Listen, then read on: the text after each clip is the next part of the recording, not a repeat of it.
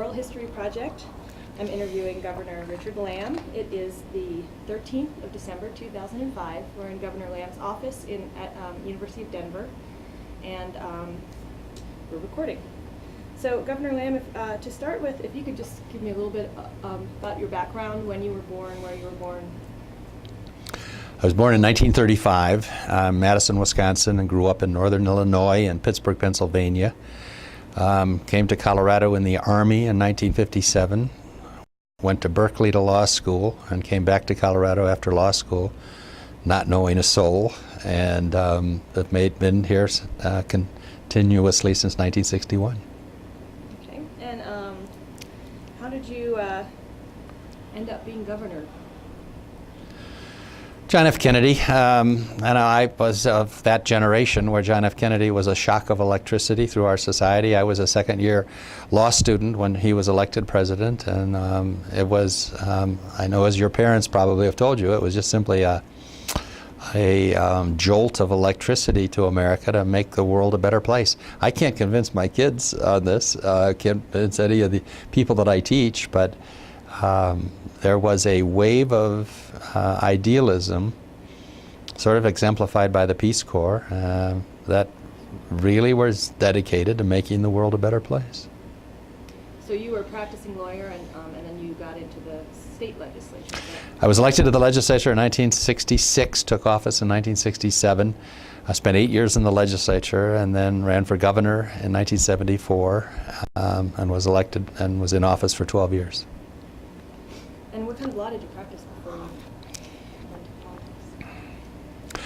I was a CPA before I was a lawyer, so I did a certain amount of accounting, tax, estate planning, but soon got out of that to a more general practice of law. Maybe this is too early to get involved in this, but I, pro bono, meaning free, started my interest in this whole Rocky Flats type of issue when I was the chief counsel in an attempt to stop Project Rulison, which was part of the Atomic Energy's plowshare programs, plowshare being that we were going to turn our swords into plowshares, our nuclear weapons into some better purpose. Well, this plowshares program had the brilliant idea of making new harbors by using atomic bombs. And one of what they wanted to do in Colorado in Project Rulison is that they wanted to, and did once, explode a nuclear device up in Rulison, Colorado, underground, to try to loosen up the tight rock formations and produce natural gas. Well, I was part of the lead in a group of attorneys who sued them and tried to stop Project Rulison. And we had a big trial in front of Judge Araj at the Denver District Courthouse, and it went on for a long time. We lost, but we, I think, started the process of getting the publicity against, hey folks, this was a very bad idea. And they determined it was a bad idea after the gas was too contaminated? Whether they determined it was a bad idea or that it wasn't economical, one can't say. One has to be careful. So, and this was then right before you? This would be, as I recall, this was 1970, maybe 69. So when did you first learn about this place called Rocky Flats? Well, I was aware of Rocky Flats for, I suppose, maybe even when I was in the Army here.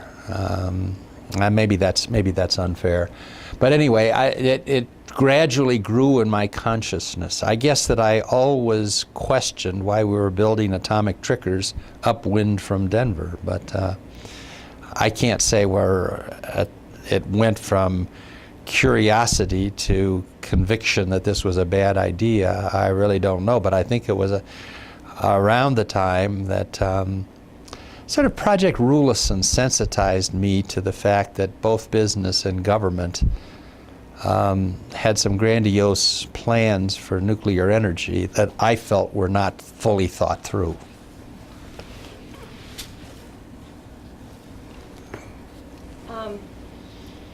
And so I understand that when you were a legislator, people were already talking to you about Rocky Flats and doing something about that. Is that the case? I think that there was 4 or 5 legislators. I think giving credit where credit is due, Tim Wirth, when he was elected in 1974, I think really galvanized the support of a number of us. But I really do take my hat off to him, as when I think back on it, of the people in political office, he deserves far more credit than any of the rest of us. And when you were running for governor, you already had a plan for, Sure. for studying Rocky Flats. I think so, but I can't imagine that I didn't, because that was I was in a Democratic primary, and that was a very big issue in Boulder. I can't frankly tell you what my plan was, other than saying that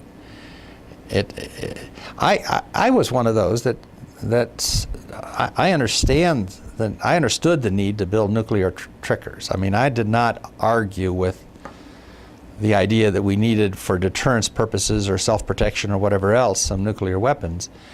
A lot of people do, but I didn't. That was just not so much the concept as the place that these were being manufactured. In the metropolitan area.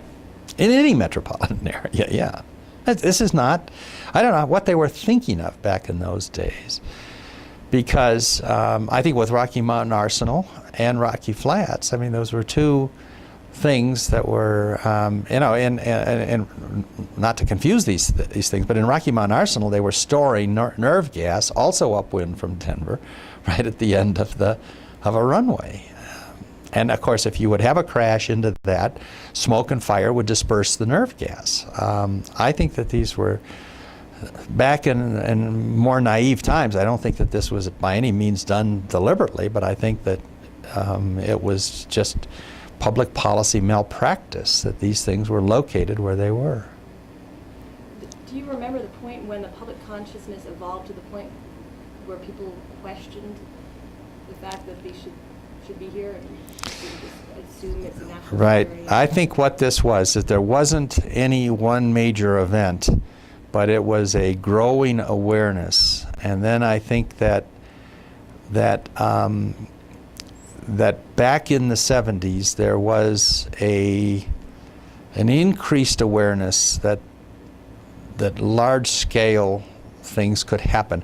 I'm trying to remember whether Bhopal there was a big industrial accident in India that killed a lot of people. I might have my timing wrong, but that was in the 80s.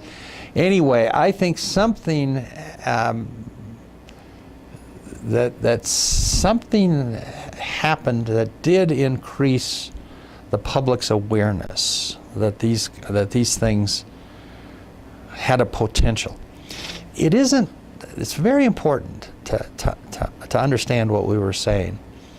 You know, it isn't the odds, it's the stakes. A lot of times in public policy, even small odds are unacceptable. I think that there was an awareness that if anything went wrong out at Rocky Flats, and things did go wrong, but anything that really got away, like a fire almost got away, that the stakes of something like this were such that even small odds were unacceptable. Were you aware of the 69 fire when it happened? I was, sure. I can't, that was a public event, wasn't it? Yeah, sure. Were you in the legislature then? Yes, I was in the legislature at the time. Do you recall, did the legislature react to it in any way? I remember no reaction at all from the legislature. We had a fairly conservative Republican support the Cold War legislature. And of course, I think on both sides, the Democrats had as much to do with forging the Cold War strategy. It was Harry Truman and George Marshall that came up with this whole thing. But I do think, Hannah, now that I think about it, that it was all part of the anti-Vietnam War too. Now that I think about it, your question is a wonderful one, and my answer immediately has to be amended. What I think was the growing awareness of this is that the government was not to be trusted blindly anyway. And I think that was all part of the Vietnam. This was a period of nihilism and antagonism toward the establishment, and I think that people said that the same misjudgment that got us into a land war in Asia, we are going to start questioning more and more. So I think it was part of the milieu of the time. You know, a few people, when I mentioned I was interviewing you, they always sort of link your involvement with Rocky Flats to the Olympic, your involvement in not bringing the Olympics to Denver. And is that also, was that part of a growing environmental awareness? Yes, it definitely was, and I think that one of the problems that I suffered from after the Olympics, which I was sort of a reputation of a giant killer, that if you could do this, why can't you do this and this and this? And I'm a man of limited talents, and I was very lucky. I think my whole political career is more luck than talent, and I do think that this happened to me, in particular, after I took office. Robert Redford, who did a couple of fundraisers for me, wanted me immediately to come out against all nuclear power. And when I didn't, he was quoted in the Rocky Mountain News as saying, voting for Lamm was like saving your Confederate money. We subsequently reconciled, and he is to this day a friend, but it does show that the Democratic Party, I was the first Democratic governor in a lot of years, and there was all this built-up expectations. Then there was this, I'd been the chief sponsor of the nation's first liberalized abortion law, followed by the Olympics. So I was a giant killer. Well, I killed very few giants in my life. Was it harder once you became governor? It was, I almost disappeared on the polls. Sure. Lots of these reasons were self-imposed, but I think that the expectations, I don't want to excuse away what was not very skillful conduct on my part. Yeah, I was 39 years old. I was just a kid. And I think that when I was elected governor, and I think that it was the expectations built up around a Democratic governor were just insatiable. And you became the giant. Yes. Well, can you describe when you became governor, what your role was with regards to Rocky Flats, besides Lamm-Wirth Task Force, which we will get to in a second? How did your office interface with DOE and federal government? I went out there to look at the place, but I don't know exactly when this was, but early on I went out to look at the place, and I was impressed by the safety considerations here. There's another thing that should be talked about here, and that's the fact that the union movement, particularly the union movement at Rocky Flats, and there were a couple of brothers, the Kelly brothers, who were nice, good Democrats who really, and they were definitely a part of all of our considerations, because they wanted those jobs, and I understand they weren't worried about building nuclear triggers upwind from Denver. And I remember some exchanges with them, and I think that I didn't have near as many as I think Tim Wirth did and some of these other people, but the Kelly brothers were all over me. And I think I went out there and then met with the Kelly brothers, and you can't help but being impressed because you're put through a programmed, visit, and you are. I think it was only later that we that we really knew the full magnitude of it. Did I ever dream they were burying radioisotopes with half-lives of 26,000 years out there? I mean, I know that, but my visit, I remember my visit out there, that I was very impressed at the care they were taking, but unpersuaded that they should, that it seemed to me that the Cold War was going to go on forever, and that we really ought to move that place someplace else. Can you describe your impressions of your physical impressions of the plant, the buildings, and had you ever been on an industrial and high security site? Well, I guess I never have.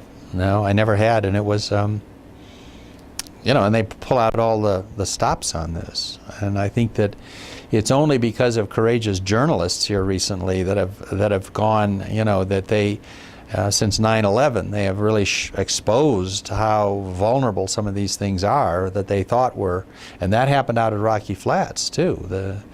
I don't remember the exact specifics of the story, but some journalists went out there and found that the security, that they were able to get a lot farther in there than they thought they were going to be able to. So I was impressed. They had for the governor, of course, they had all of the bells and whistles out and all of the rapid response teams and everything else. But I think, look, a governor relies on other people.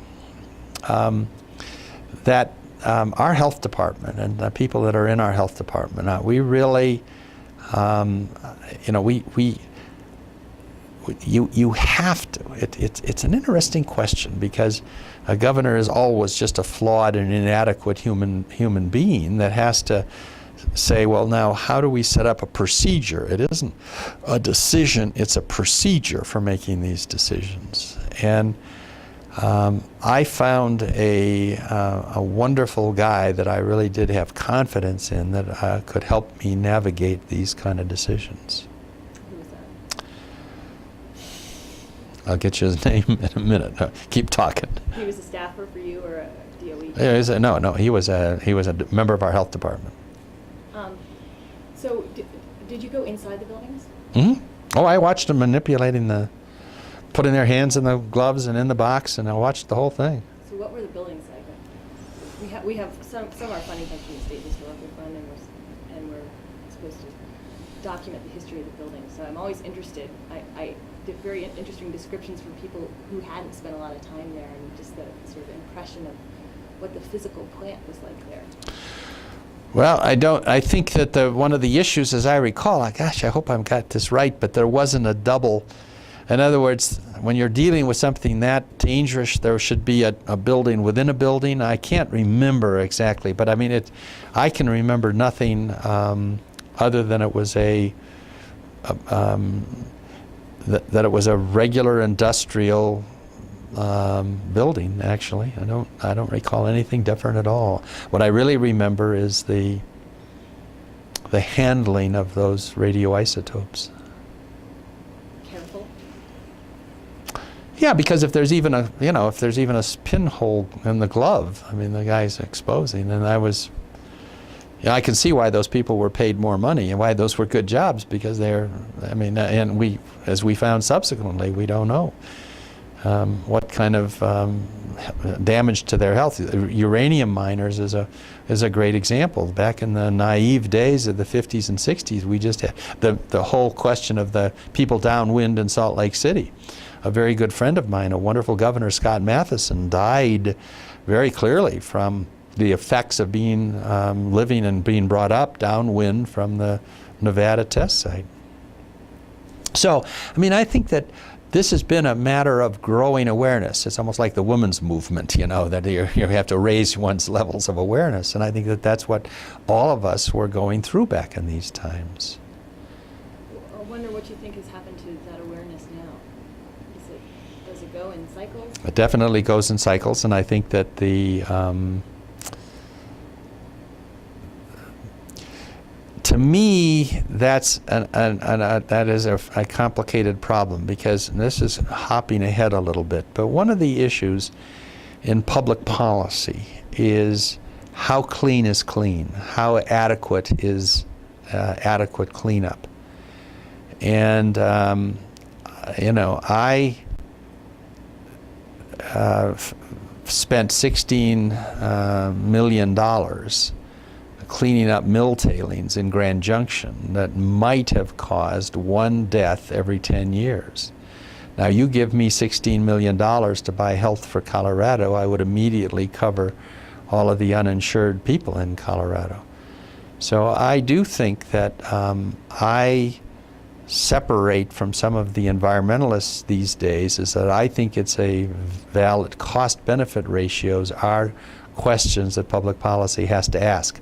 I recognize I've leaped ahead for you, but that does relate to this, because I've sort of been there and back. One of the things that I think when I went into government, I would look at a place like some of the cleanup of our hazardous waste sites up in Leadville and things like that, and recognize that, you know, I really wanted those places clean. I thought that those companies had been irresponsible about the way they dealt with their toxic and hazardous wastes.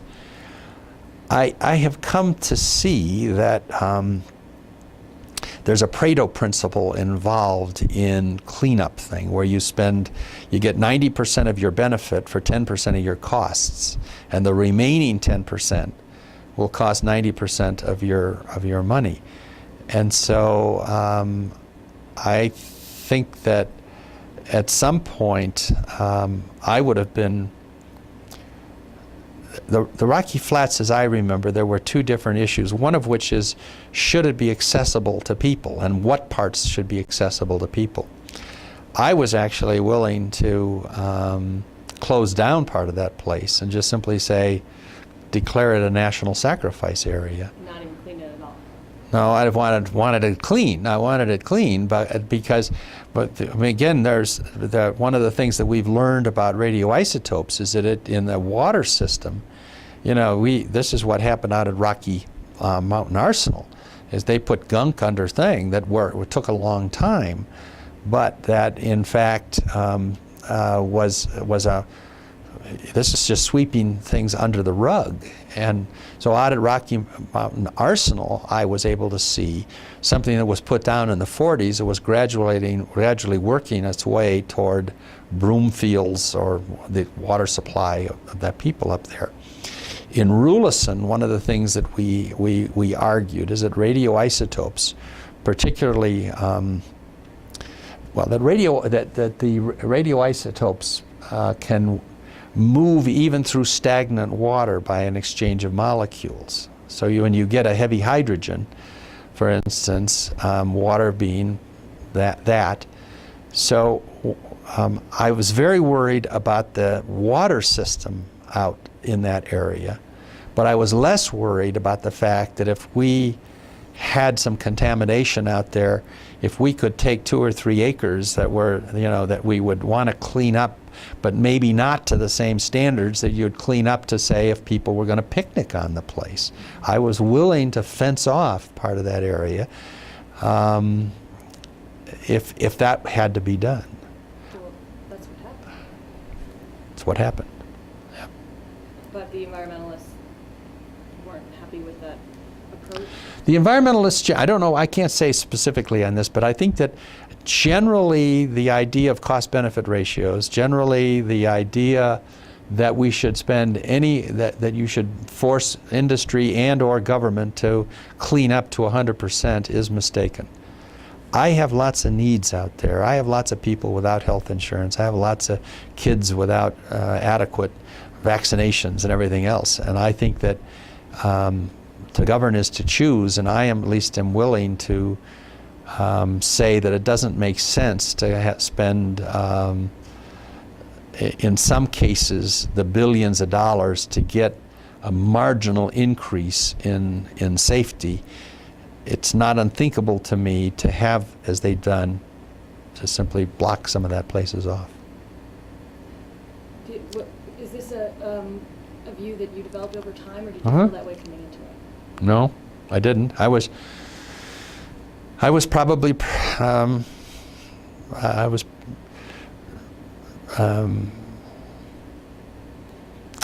balancing a budget and seeing that to govern is to choose, and that you had to make some priorities, and the experience in that Grand Junction mine tailings, the uranium mine,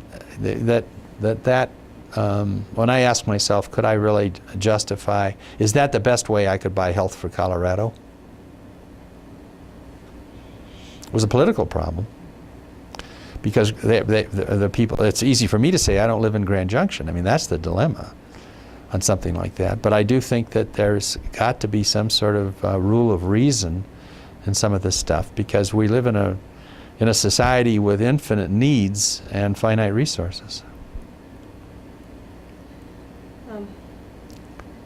Well, let's talk about the Lamm-Wirth Task Force now. If you could tell me a little bit about its formation, and who was appointed and how it functioned. I can't tell you who was appointed on the thing. I think that this was on both of our radars for some time. I think that the idea of of a task force was negotiated by Tim and I personally, and then left to other people to fill in the blanks. So who made the appointments? I think both of us. I think both of us did. And did you feel that it was a real balanced array of interests regarding Rocky Flats? It was and I'm sure that the industry would say no. I know that the Kelly brothers felt no, but I think we felt that that's the people we wanted on. They were on it, right? Yeah, but they wanted, I mean, this is when the power to appoint a task force. You see this in President Bush. The power to appoint a task force is a power to get an end result. Mm-hmm. So in the Social Security Task Force, he didn't appoint anybody that didn't agree with his opinion. We did have very strong Rocky Flats supporters on that task force, but I think that they didn't. They were very suspicious of some of the people that we put on it, that they thought were hysterical, quote unquote, about the health of the public of Colorado. Did you feel that you appointed the task force in order to get a result? No, I really didn't. I really felt that the process was necessary, that we wanted a balanced bunch of people, but I didn't want them to be the handmaidens of the union out there, and or the industry, and or the government. Did you feel, was there a political pressure in terms of who to appoint or how it would be configured? I don't recall it that way. Were you surprised by its conclusions? No, I really wasn't. I think that they did an immensely conscientious job. Do you think anybody ever seriously considered closing the plant, or that it would be possible to close the plant? I think it came as a surprise to a lot of us. That certainly we went into this thinking that the main question was, how do we keep it as safe as possible? And by the way, there's another thing here too, and that's that all the transportation of these nuclear triggers up and down I-25 and things too. It's not only the plant itself, but it was the sort of attractive nuisance theory that once they had these things, then they had to get them back and forth, and there was a whole untold story about how many of those things were going up and down our highways and at who knows what risk. So, did you think the ultimate decision to close the plant had anything to do with the public pressure against it, or was it just about the Cold War? Great question. Great question. I think it had something to do with it, but I think the major driving force was the Cold War. Yeah. And had the Cold War been in... We might still have it. I don't know. I mean, I don't know. Tim Wirth, I would respect Tim Wirth's opinion on this, because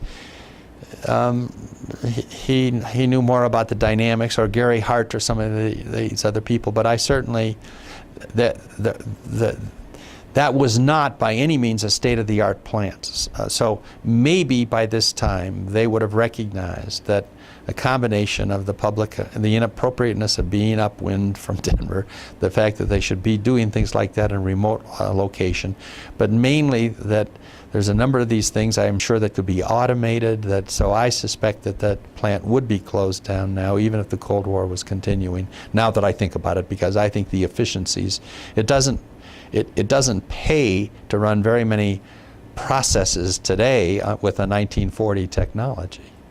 Did you notice when you watched the guy handling the plutonium in the plant, did it seem like antiquated technology at the time?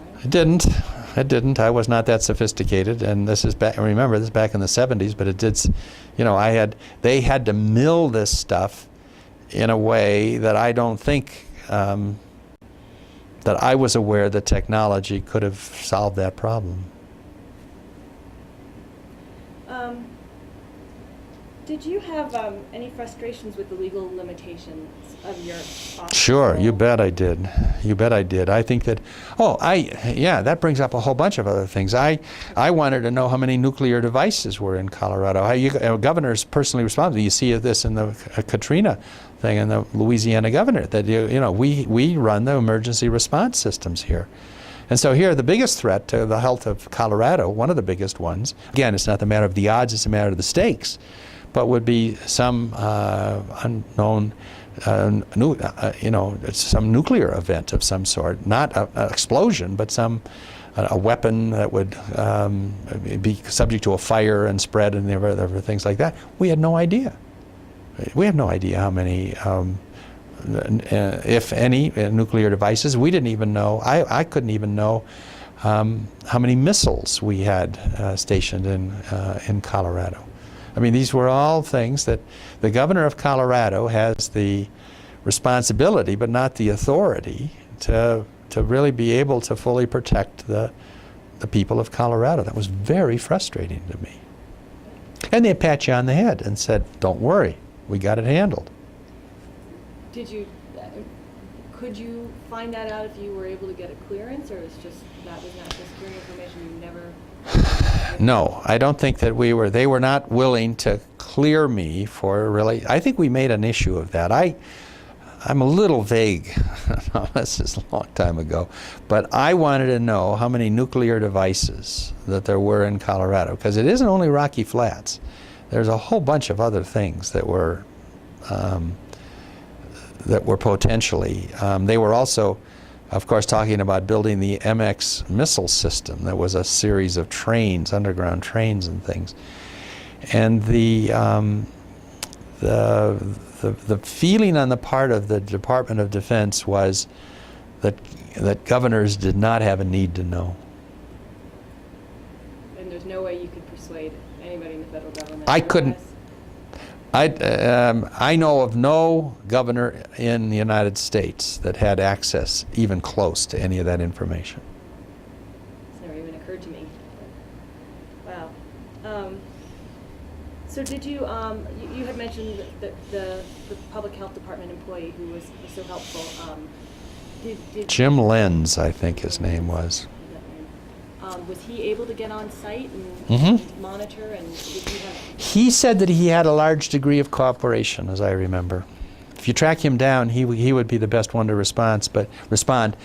And that he felt that there was a new degree of openness out there when we took over. I think that I don't think they were doing this other than the fact that they realized that the game had changed, that governors, local officials were really going to be, it wasn't only myself, it was a lot of local officials were starting to ask, hey, what's our risk? So it was a PR strategy to some degree. Yes, I think that, right, I don't think it was a PR strategy, yes. And so you never had to intervene to get more access for him or more information for any of your other staffers? Not that I recall. You discussed your relations with the union as I wonder if you could describe the various pressures that came to bear from the union, from the protesters, from the federal officials who... My memory of this is never being resentful, and this was at a time when I was, resentment was always, at least one of the options that I had, because I was, that I really was respectful of the Kelly brothers and the way they tried to handle this. They recognized that there was a problem, and they were very constructive, trying to help us solve it without losing those jobs. I think there were other members, if I'm not mistaken, they might have even had a challenge within their union about not being militant enough. Those were very attractive jobs out there. They paid very high-paid jobs.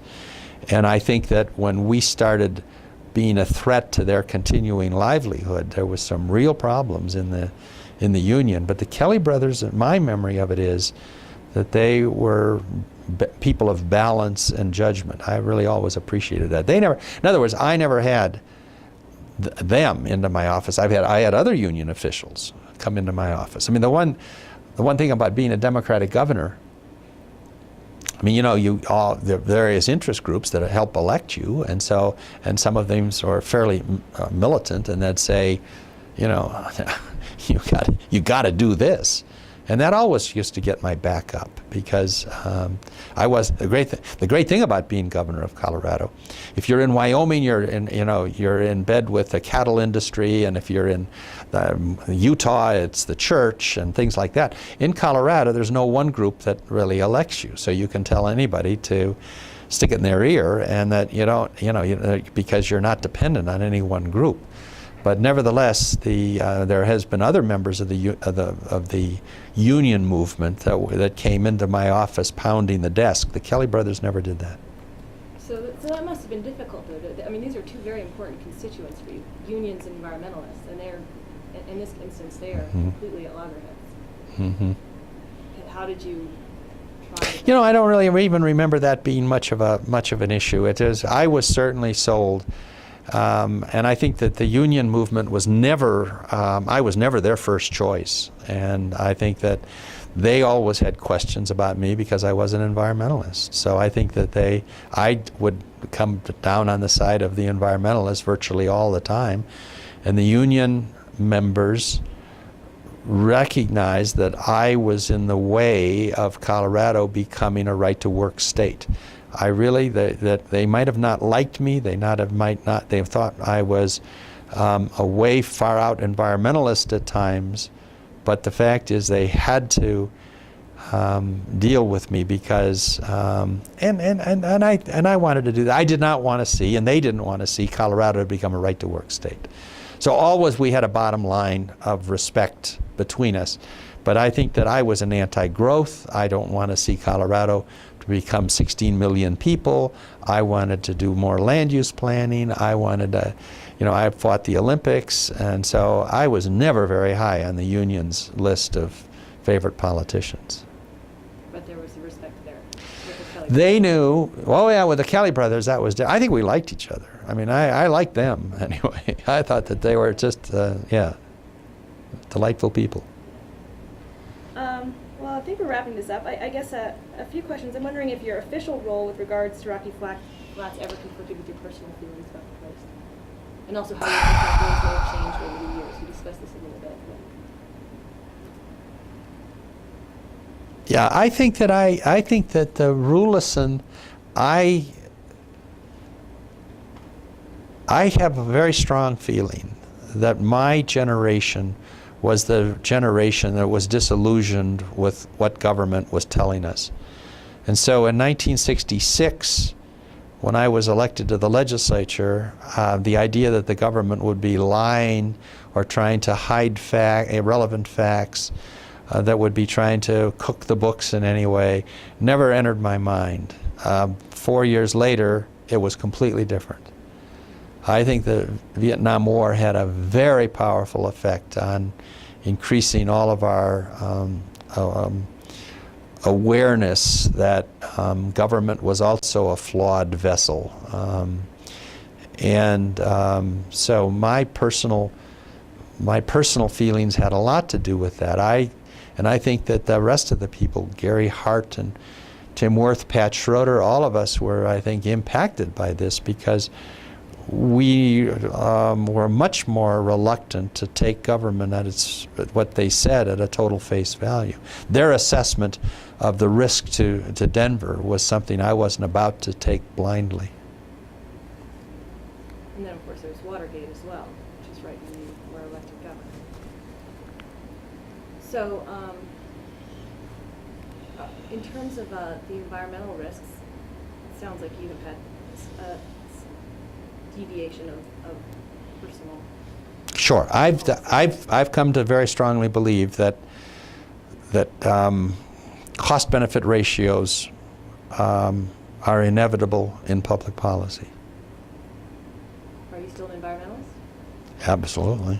That's still, I think when the history of these times are written, that's going to be one of our great mistakes. I think that global warming is most likely a reality.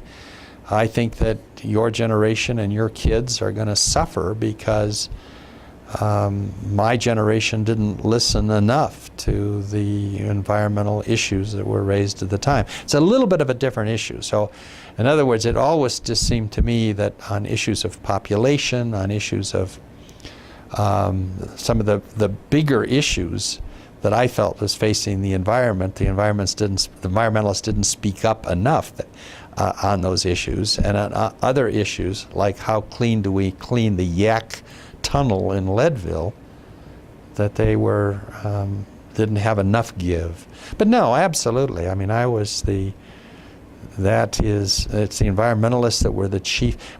Politics is the art of energy. What's the new energy that is coming into a political party at any given time? We're seeing this in the Republican Party right now. The energy is coming in from the Christian right. And the only new energy that's coming into the Democratic Party is the gay community. So you've got sort of the oh-hum constituencies, of which environmentalists is one, with due respect, but it's not a new energy that's coming to revitalize the party. And I think back in the 60s, that the women's movement and the environmental movement were two of the ones that elected me clearly, but they brought so much of the new energy and passion into the Democratic Party, sense of idealism, sense of change, sense of that the status quo was unacceptable, and I think that was very heady stuff. I know this is not what you're asking, but I haven't been to a Democratic fundraiser in a long time, but I think that it's just disgusting to me to see the Democratic Party is so in bed with the trial lawyers and the teachers' unions and just other special interests. I think that they're marginally better than the Republican special interests, but they're still, the Democratic Party to me is a special interest party now. It's just that our special interests are somewhat better than the Republican special interests. And was that not the case? No, it wasn't the case at all. This was, my God, I grew up in a Democratic Party that was filled with nothing but idealists. I never saw a trial lawyers association person. I did see the teachers union, but the teachers union had a hold, to my mind, that was a different organization back in those days. I think that what you had as environmentalists, you had the women's movement, you had the anti-war people, you had, it was really a yeasty time in the Democratic Party. And so they were, I think that the chief energy in the Democratic Party came from idealists, maybe naive idealists, but they were idealists, as opposed to now where they're sort of people who want something, not for the public good, but for their own good. This is sort of unrelated too, but in terms of, you discussed population growth and sprawl, do you feel that, and I know your involvement with the Sierra Club and the board elections recently with immigration, is the environmental movement fracturing, do you think? I find very few environmentalists of the normal environmental organizations that will have anything to do with immigration. No, and I think that that's a tragedy. But I think it's an absolute tragedy.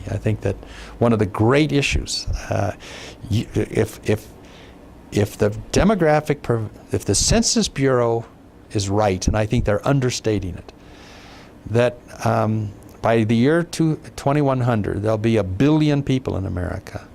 And if you have 1 billion people in America, you're going to have at least 16 or 20 million people in Colorado.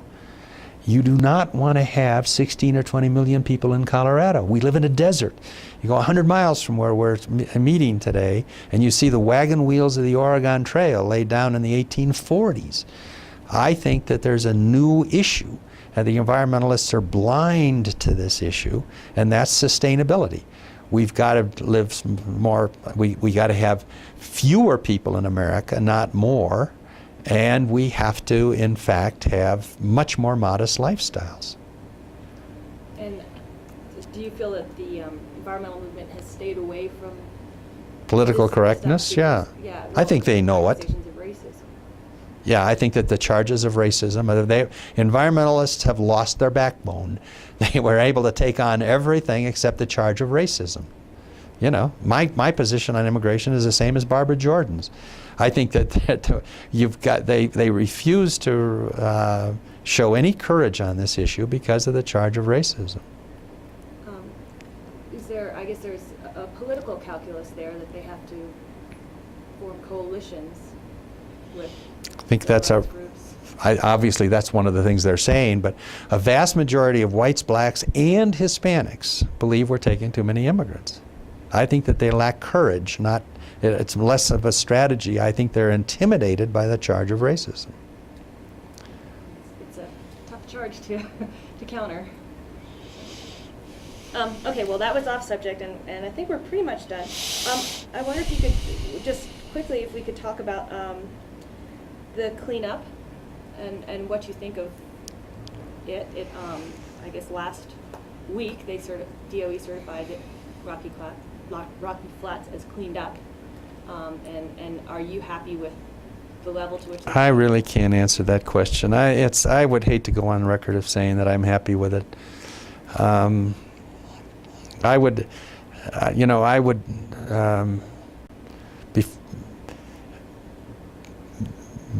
before I would answer that, I would really want to get people whose judgment I trust to tell me that was. I think that the same thing's happening out at Rocky Flats. I mean, these two, the Rocky Mountain Arsenal, both of these things, I mean, the question of clean is such a relevant thing. And I guess I'm naturally suspicious when I hear an announcement like that. But I don't want to say that they're, that I would just simply color me skeptical. Okay. I will do that. And how do you feel about the nuclear industry and these sort of national security issues that involve Rocky Flats in the aftermath of the Cold War, and I guess in the aftermath of 9/11 as well? I believe the world has changed dramatically, and I think that it is absolutely time to stand down more of these weapons. I can't believe that the United States and Russia can't accelerate. I think that when the history of these times are written, again, one of the other big issues is that we did not get better control and stand these weapons down more rapidly than we're doing. I don't think we have any idea of what might be in process because of the loose nukes issue.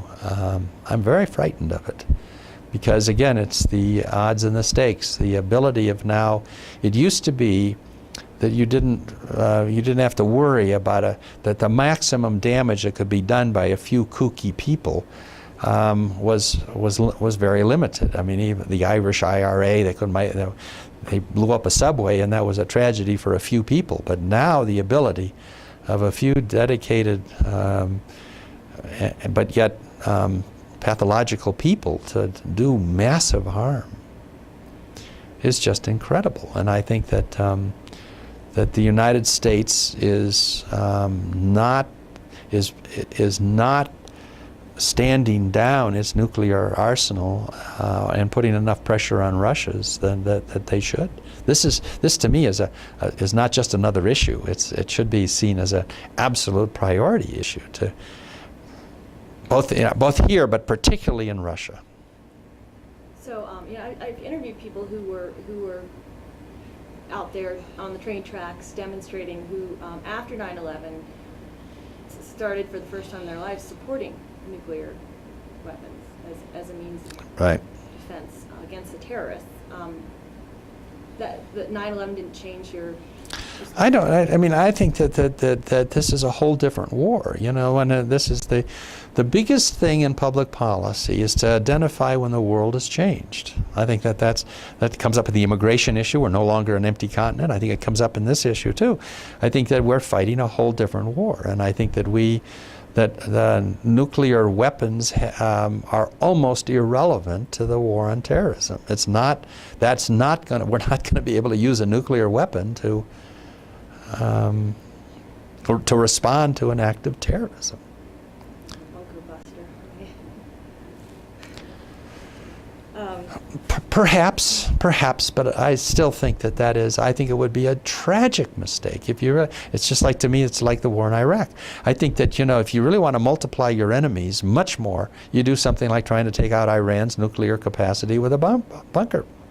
But anyway, the point being is that it well may be that there's a few, I'm not trying to say we would completely disarm, but what do we have, 6,000 still active nuclear devices? Come on. You don't need 6,000 nuclear devices. One question I forgot to ask earlier. I wonder, some of the biggest demonstrations protests against Rocky Flats happened under your watch. How did your administration respond, and how did you personally feel about what was going on outside the gates there?